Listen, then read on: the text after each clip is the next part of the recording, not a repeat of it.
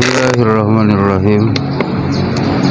Assalamualaikum warahmatullahi wabarakatuh. Alhamdulillahirabbil alamin. Wal 'aqibatu lil muttaqin wa la 'udwana illa 'alal zalimin. Asyhadu an la ilaha illallah wahdahu la syarika lah wa asyhadu anna Muhammadan abduhu wa rasuluhu la nabiyya ba'dah. Allahumma shalli wa sallim wa barik ala sayyidina Muhammadin wa ala alihi wa ashabihi wa man tabi'ahu ajma'in, amma ba'd. Rabbana zidna ilman warzuqna fahman. Qala Allah Ta'ala fil Qur'anil Karim, a'udzu billahi minasy syaithanir rajim. Bismillahirrahmanirrahim. Fa'lam annahu la ilaha illallah wastaghfir li dzambika walil mu'minina wal mu'minat. Wallahu ya'lamu mutaqallabakum wa mathwaakum. Al-ayat, sadaqallahul azim. Hadirin kaum muslimin, shaimin shaimat rahimakumullah. Bersyukur kita kehadirat Sang Maha Pencipta Allah Subhanahu wa taala yang telah mengijabah doa kita semua, di mana kita bermohon kepada Allah, berkenan Allah memberkahi kita di bulan Rajab, memberkahi kita di bulan Sya'ban, dan menyampaikan kita semua ke bulan Ramadan. Doa kita makbul, sampailah kita berkah kasih sayang Allah ke bulan Ramadan ini.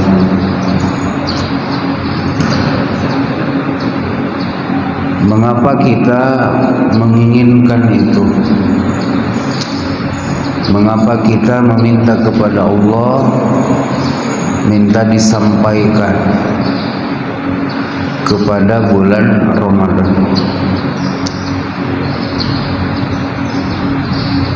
Jawabannya adalah karena kita mendapat berita daripada Allah dan Rasulnya bahwa bulan ini adalah bulan yang istimewa. Di dalamnya Allah turunkan Al-Quran. Di dalam bulan ini Allah juga menyediakan ampunan. Kalau secara nafsu, justru Ramadan ini bertentangan dengan nafsu. Di bulan Sya'ban, di bulan Rajab, kita diizinkan makan minum. Tetapi di bulan Ramadan ini siang hari kita dilarang, diharamkan makan dan minum. Sehingga karenanya maka kita yang bermohon kepada Allah agar disampaikan ke bulan Ramadan ini adalah orang-orang yang sudah bisa mengendalikan dan mengatur nafsunya. Karena kalau kita masih mau mengikuti nafsu, semau-maunya nafsu, maka rasa-rasanya kita bukan merindukan Ramadan. Justru malah Ramadan ini adalah sesuatu yang tak kita harapkan datang.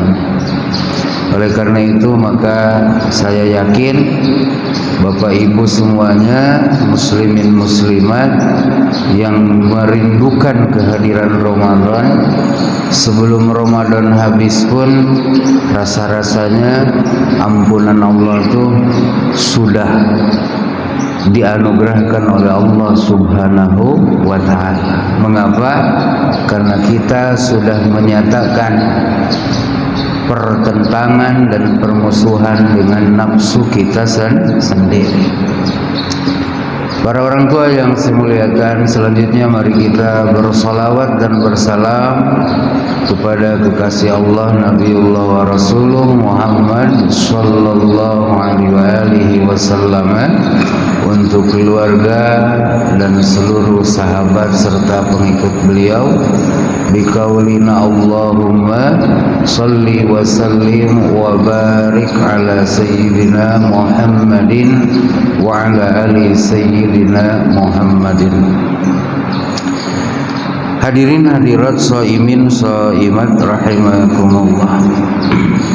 Di dalam Al-Qur'an Al-Karim di surah Muhammad ayat 19, Allah Subhanahu wa taala berfirman, a'udzubillahi minasyaitonir rajim.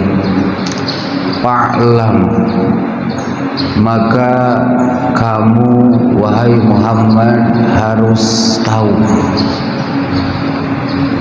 annahu bahwasannya, la ilaha illallah, tidak ada Tuhan yang disembah kecuali Allah. Wastaghfir, dan hendaknya kamu meminta ampunan, lizambika, untuk dosamu, walil mu'minina, dan untuk orang-orang beriman laki-laki, wal mu'minati, dan orang-orang beriman perempuan. Dalam ayat ini hadirin kaum muslimin rahimakumullah, para ulama menyebutkan beberapa poin pelajaran bagi kita. Pertama, ilmu tentang tauhid adalah ilmu yang wajib ada pada diri setiap mukmin. Meskipun kemudian tidak setiap mukmin memiliki kualitas ilmu tauhid yang sama, sehingga karenanya para ulama menyebutkan kepada kita, paling tidak mukmin itu memiliki al-ilmu bid-dalil. Bertauhid itu menggunakan ilmu yang disertai dalil. Oleh karena itu maka kita dari kecil sampai setua sekarang ini masih terus mau mendengar, mau mencari, mau menelaah ilmu tentang tauhid ini. Meskipun kemudian al-ilmu bid-dalil ini termasuk kelas paling rendah, karena ada ilmu tentang tauhid di atasnya, yaitu ilmul yakin, dan yang paling puncaknya adalah al-ilmu bil musyahadah. Hadirin hadirat rahimakumullah, kajian pagi, kajian malam, atau kajian kapanpun juga dari ilmu-ilmu agama muaranya kepada satu, yaitu terhadap keesaan Allah Subhanahu wa ta'ala. Kita berdebat, kita mengaji, kita mempelajari tafsir, kita mempelajari hadis, mempelajari fikih, mempelajari akhlak, muaranya adalah la ilaha illallah. Oleh karena itu maka kata para ulama, ilmu apapun yang tidak mengantarkan kamu kepada keesaan Allah, maka itu adalah ilmu kebatilan. Hadirin hadirat rahimakumullah, apa yang harus kamu ketahui? Allah menyebutkan objek dari ilmu itu adalah annahu la ilaha illallah. Yang harus kamu ketahui wahai Muhammad adalah bahwasannya tidak ada yang berhak disembah kecuali Allah. Kecuali Allah. La ma'buda bihaqqin illallah. Tidak ada yang berhak disembah kecuali Allah Subhanahu wa ta'ala. Para ulama menyebut bahwa mukhatab, orang yang disuruh langsung oleh Allah di ayat ini adalah Nabi Muhammad sallallahu alaihi wasallam. Wahai Muhammad, ketahui oleh kamu bahwasannya tidak ada yang berhak disembah kecuali Allah. Ini menarik, Pak. Kenapa menariknya? Karena justru yang pertama kali menerima misi tauhid ini adalah Nabi Muhammad sallallahu alaihi wasallam. Tetapi Allah masih terus menekankan kepada beliau, fa'lam annahu la ilaha illallah. Surah Muhammad ini termasuk surah Madaniyah, turunnya setelah peristiwa hijrah. Betul? Nabi sudah menerima pesan tauhid ini sejak berada di Makkah. Itu sejak turun firman pertama, Iqra bismi rabbikal ladzi khalaq. Tetapi sampai di Madinah tetap juga penekanan tauhid ini Allah sampaikan kepada utusannya, fa'lam annahu la ilaha illallah. Kata para ulama, ini memberikan pemahaman kepada kita bahwa tauhid itu harus terus dipelajari, harus terus diucapkan, harus terus diulang-ulang. Sehingga karenanya meskipun Nabi di Madinah itu dakwahnya tidak mulus, dakwahnya itu banyak mendapat rintangan, bukan hanya dari luar tetapi pun dari dalam. Maka di surah Muhammad ini bukan hanya disebutkan tentang orang kafir, juga tentang orang munafik. Kalau di Makkah dulu belum ada cerita orang munafik. Tapi kalau di surah Muhammad karena termasuk Madaniyah, maka disebutkan orang munafik. Sebelum ayat ini Rasulullah sallallahu alaihi wasallam dikisahkan terus mengajak mereka, tetapi mereka tetap dalam kekafiran dan kemunafikannya.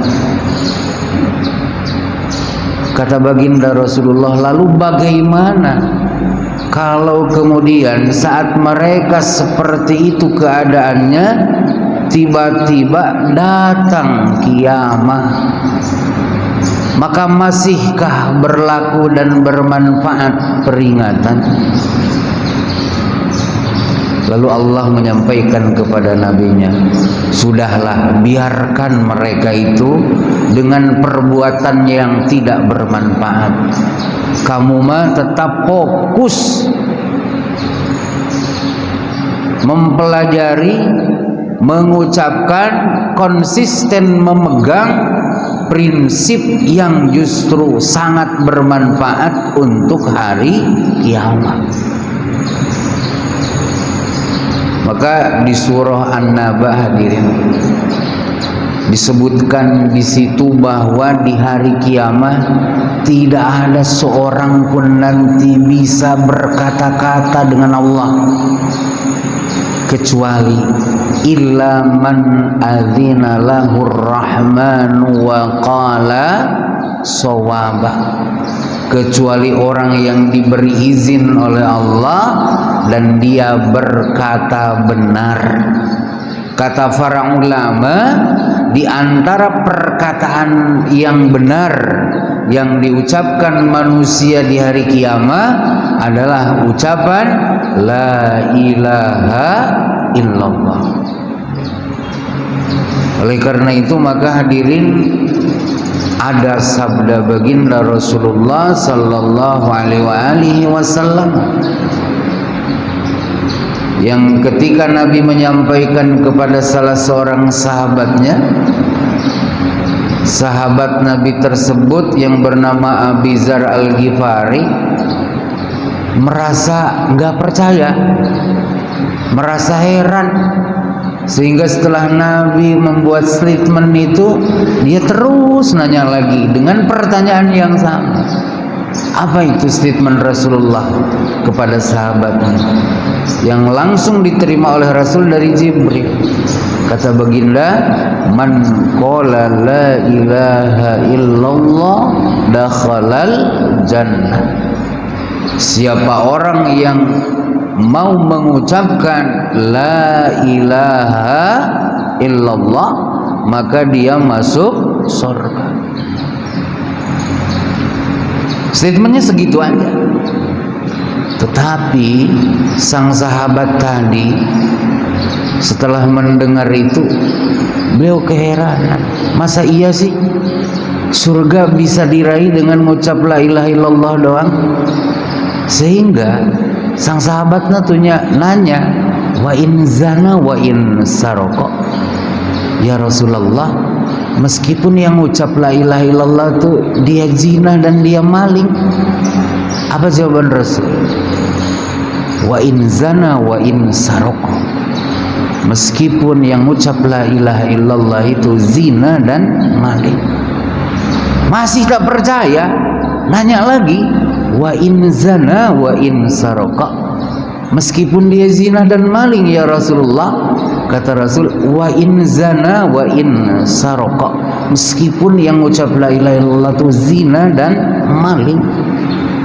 Sampai 3 kali dia nanya, wa in zana wa in saraka, meskipun dia zina dan maling ya Rasulullah. Kata Rasulullah, wa in zana wa in saraka wa in rogima anfu Abi Dzar. Iya, ngejel aja gitu. Oh gitu Pak. Rasul akhirnya membentak beliau. Sudah dikasih tahu tentang hal yang mudah, masih saja, betul, masih saja tak percaya. Oleh karena itu hadirin kaum muslimin rahimakumullah, ketika kita sudah mendengar ada manusia mengucap la ilaha illallah, maka dia mulia dalam pandangan Allah. Maka mulia dia dalam pandangan Allah. Alama kana minal amal, meskipun kalau kita lihat amal perbuatannya ya seperti itu. Alama kana minal amal, meskipun perbuatan dia ya Allah minta ampun, tapi kalau bapak ibu sudah tahu dia sudah bersaksi tidak ada Tuhan selain Allah, maka Allah minta dengan kita, hargai mereka sebagaimana aku menghargainya, hormati mereka sebagaimana aku menghormatinya. Apa penghormatan dari Allah terhadap orang yang sudah mengucap la ilaha illallah? Allah kasih tiket dia untuk mendapatkan kenikmatan surga yang abadi. Oleh karena itu hadirin rahimakumullah, maka kita diberi ajaran oleh Rasul sallallahu alaihi wasallam bahwa dalam sehari semalam nih upayakan jangan kurang dari 100 kali kita mengucapkan kalimat thayyibah ini. Oleh karena itu dalam satu hadis disebutkan ada pahala yang sangat besar yang akan didapat oleh orang yang mengucapkan la ilaha illallah wahdahu la syarikalah lahul mulku wa lahul hamdu wa huwa ala kulli syai'in qadir dalam sehari semalam 100 kali.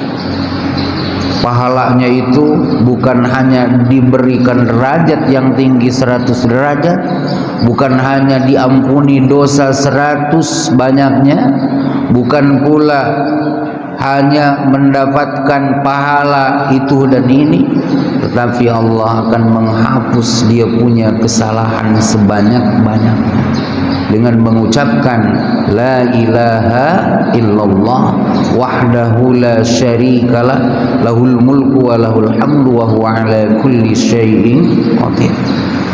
Hadirin rahimakumullah, berikutnya Allah meminta kepada nabinya wastaghfir li dzambika, dan bermohonlah kamu kepada Allah. Bermohon apa? Bermohonan ampunan untuk dosamu. Wahai Muhammad, silakan kamu meminta ampunan kepada Tuhan atas dosa-dosa. Kalau Bapak tarawih malam tadi di sini, Pak Imam tarawih kita membaca surah Al-Fathu. Di ayat kedua beliau membacakan ayat yang maknanya bahwa Allah akan mengampuni dosa Nabi baik yang telah lalu atau yang akan datang. Jadi Nabi itu sudah diampuni dosanya, baik dosa yang lalu atau dosa yang akan datang. Berarti tak ada dosa dong? Tak ada kan? Tak ada. Tapi di ayat ini di surah Muhammad ayat 19 Allah menyampaikan wastaghfir li dzambika, bermohonlah ampunan untuk dosamu. Apa maknanya? Maknanya setingkat Nabi saja masih diminta untuk beristighfar, padahal tak ada dosa. Maka kita dari SD sudah dikasih tahu oleh guru agama, Nabi itu semuanya ma'sumuna minadz-dzunub, dijaga oleh Allah daripada terjerumus dalam dosa, daripada kesesatan, daripada perbuatan maksiat. Tetapinya Allah masih memerintahkan diri beliau untuk beristighfar atas dosanya, setingkat Nabi dan Rasul. Apatah lagi kita yang bukan Nabi, yang bukan Rasul. Maka oleh karena itu dalam hadis sahih Rasulullah SAW menyampaikan kepada kita, saya dalam sehari semalam bertobat dan beristighfar kepada Allah lebih dari 100 kali. Ada dalam riwayat 70 kali lebih, ada dalam riwayat 100 kali lebih.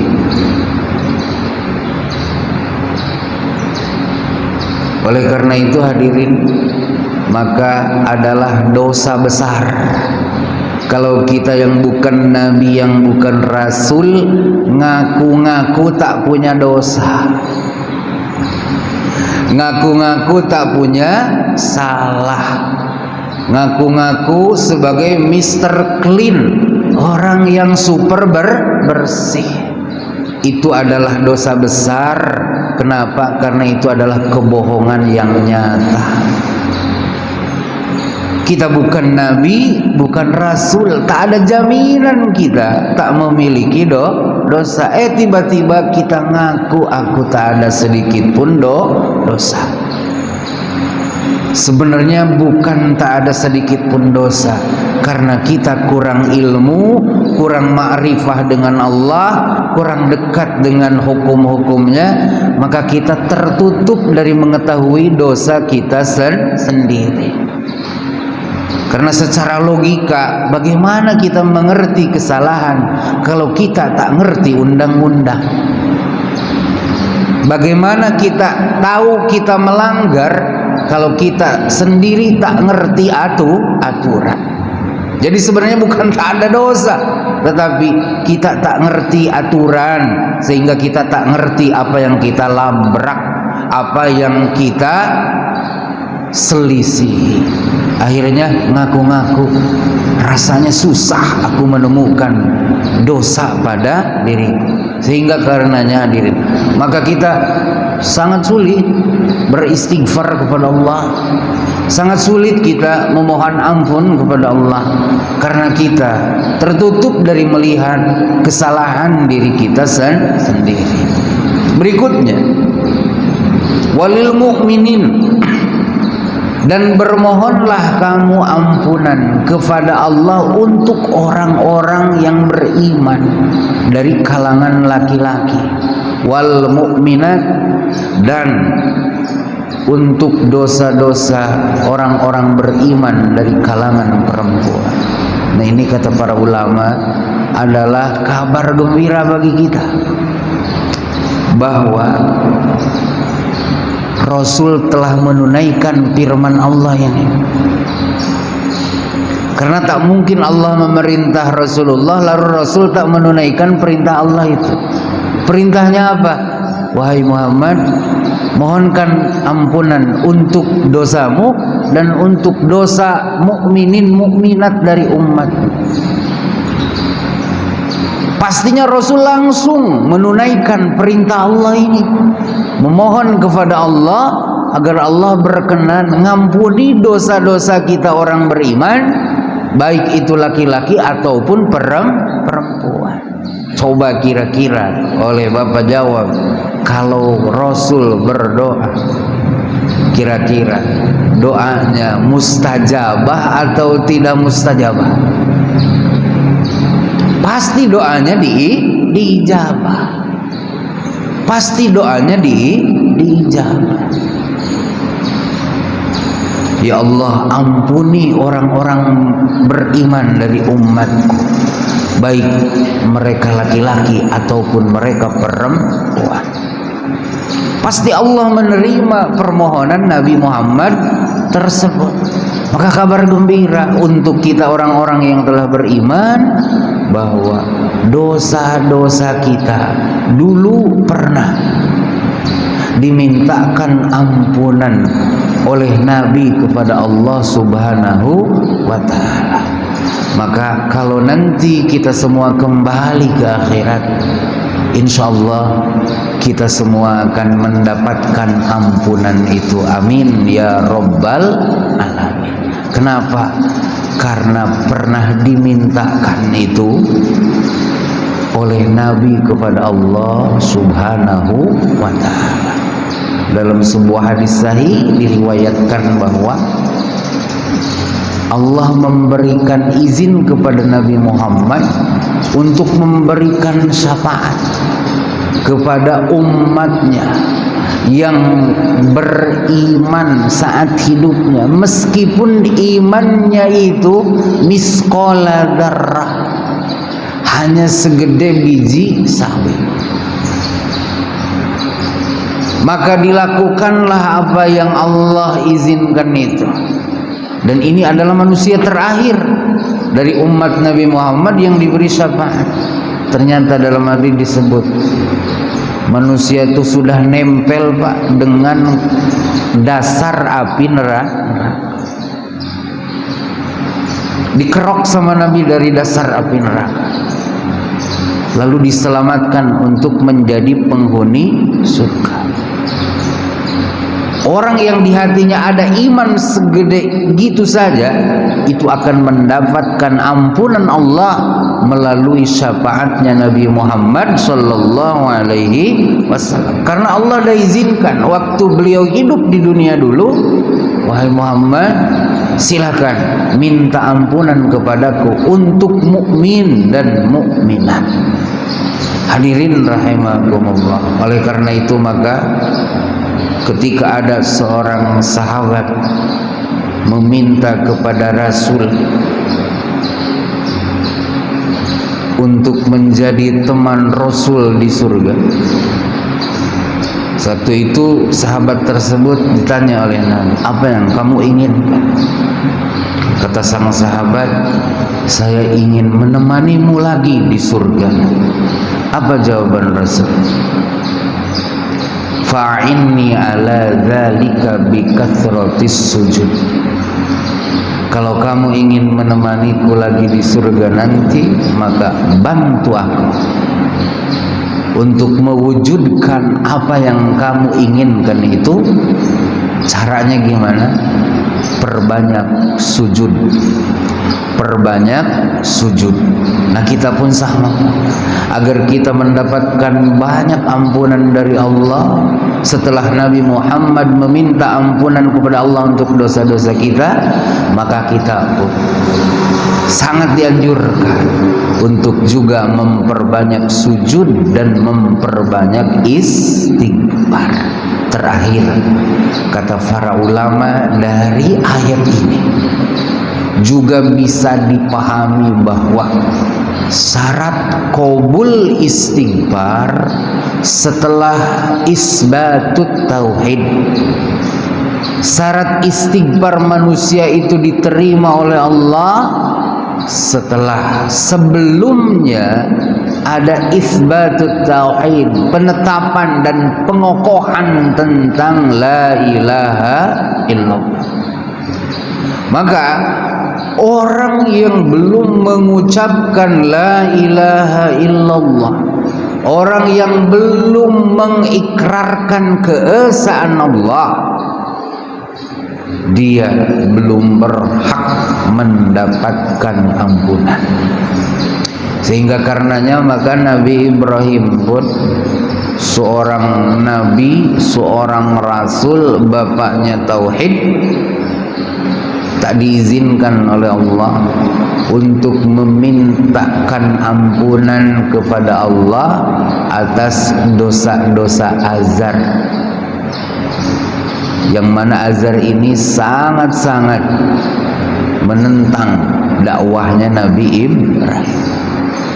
Setelah sebelumnya beliau berjanji kepada Azar bahwa aku tahu Tuhan yang kusembah adalah Maha Pengasih, Maha Baik, maka aku akan memohonkan ampunan untuk dosa-dosa. Tetapi setelah nyata Azar itu tak juga beriman, maka Allah memberitahukan, dia bukan ahli keluargamu, dia tidak mengimaniku. Bagaimana aku bisa memberikan ampunan kepada orang yang tak percaya kepada. Oleh karena itu maka kunci ampunan Allah itu adalah tauhid, pengesaan Allah Subhanahu wa ta'ala.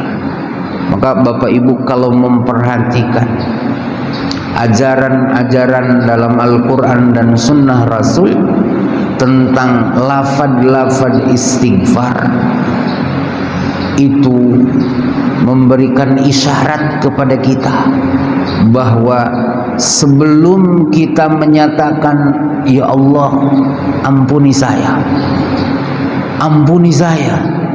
maafkan saya, nah sebelum ada pernyataan itu tuh ada pernyataan tauhid dulu. Contoh yang paling kentara adalah doa Nabi Yunus, betul? La ilaha illa anta subhanaka. Kan dua kalimat tentang tauhid, la ilaha illa anta. Yang kedua subhanaka, baru pengakuan salah, inni kuntu minadh dhalimin. Yang paling kentara banget di Sayyidul Istighfar itu tauhidnya tuh ngerantai banyak, permohonan ampunnya di ujung aja sedikit. Coba kita bareng baca ya Sayyidul Istighfar. Allahumma, ayo bareng, Allahumma anta rabbi la ilaha illa anta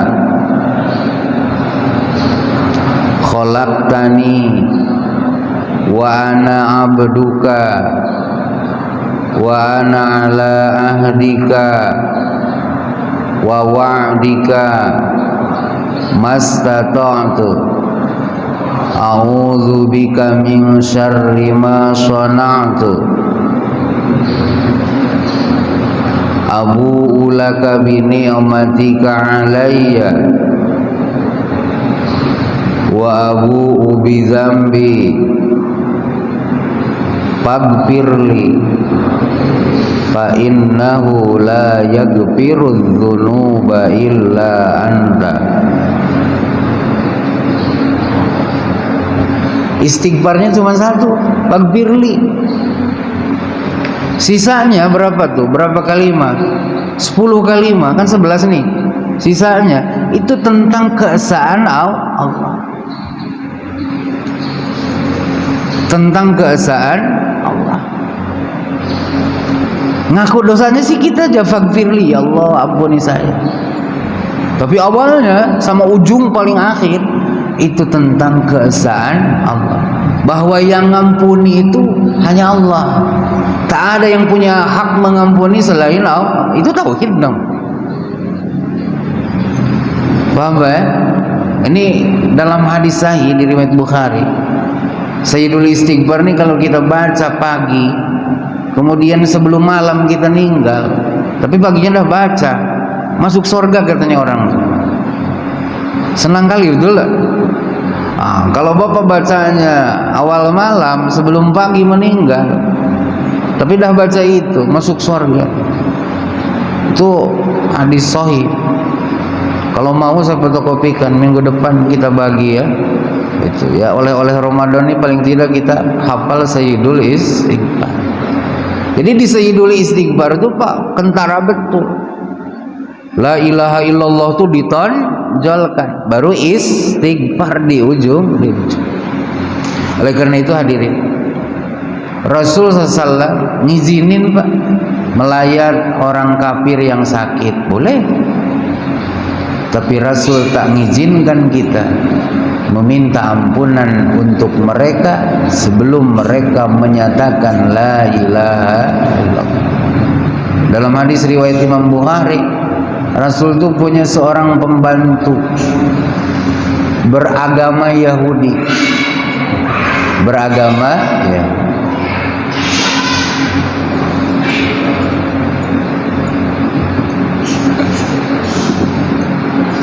Kalau kucing tak ada malu Pak, kelahi depan orang jadi lah gitu. Nah, kalau kita janganlah sampai kelahi. Dah lanjut ya. Punya seorang pembantu, dia beragama Yahudi. Jadi Yahudi itu di Madinah dah ada waktu itu. Satu waktu sakit dia, si pembantu. Rasul datang menjenguk. Setelah ngobrol dengan keluarganya, dengan dia, Rasul membisikkan sesuatu ke telinganya. Aslim. Nah, masuk Islam ya. Sang pembantu tuh nengok ke bapaknya, seolah-olah minta isyarat apa yang harus kulakukan. Apa kata bapaknya? Ati Abul Qasim. Taati Abul Qasim. Abul Qasim itu kunyah untuk Nabi. Di Arab tuh Pak, seorang manusia tuh kadang 3 punya nama. Ada nama sebenarnya, alam isim namanya. Ada alam kunyah yang pakai abu-abuan tuh. Kemudian ada alam laqab ya, alam laqab. Alam laqab itu nama julukan.